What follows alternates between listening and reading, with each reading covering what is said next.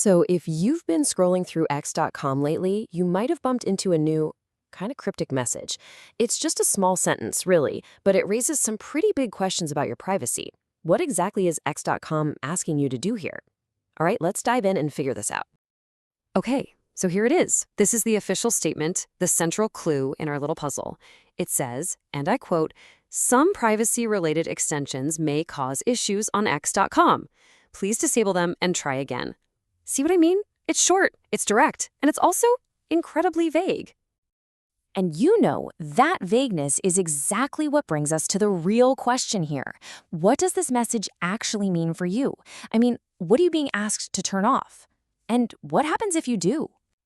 Okay, so to get to the bottom of this, we've got to start by looking at the warning itself. It's giving you a really specific choice, right? But the why behind it, well, that's not clear at all. It's interesting, right?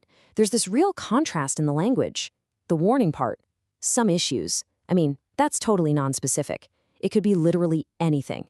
But the instruction, disable them, couldn't be clearer. And it's this weird mix, a really fuzzy problem with a crystal clear solution that makes this whole thing so puzzling. All right, so to really get what's happening, we need to decode that key phrase in the message. What in the world are these privacy extensions that X.com is telling you to turn off? Okay, so let's start with a quick baseline.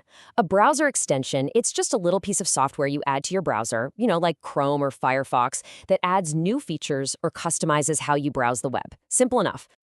But here's the thing, the alert isn't talking about all extensions. It's specifically pointing at privacy extensions. And these guys have one very clear job.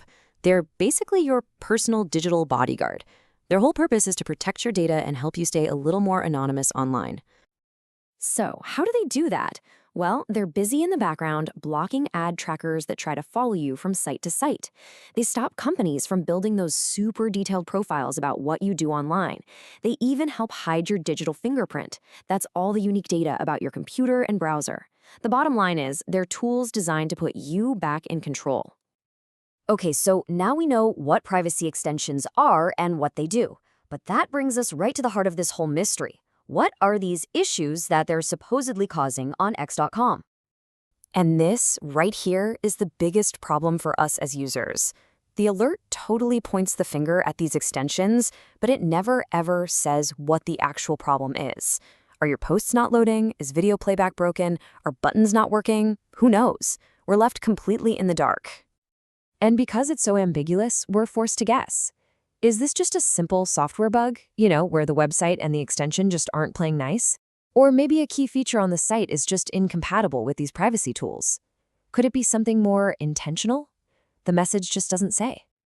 So when you boil it all down, it really comes to a choice.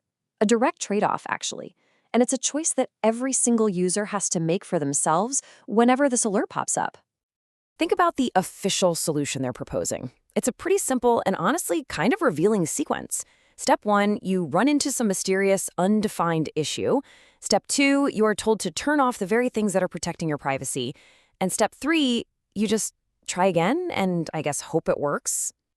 And this puts you right in the middle of a classic dilemma. It's like a fork in the road. You can go one way and keep your privacy extensions on.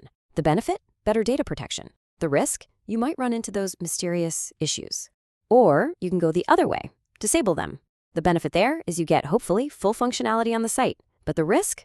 Well, you're giving up some of your privacy and allowing for more tracking, which, let's be honest, is how a lot of these platforms make their money. And that leaves us with a really big, thought-provoking question that this whole situation just puts right out in the open. When the smooth functionality of a website goes head-to-head with your personal privacy, which one is supposed to bend? It's a huge question that goes way beyond just X.com, and it's a choice that, frankly, we're all being forced to make more and more often.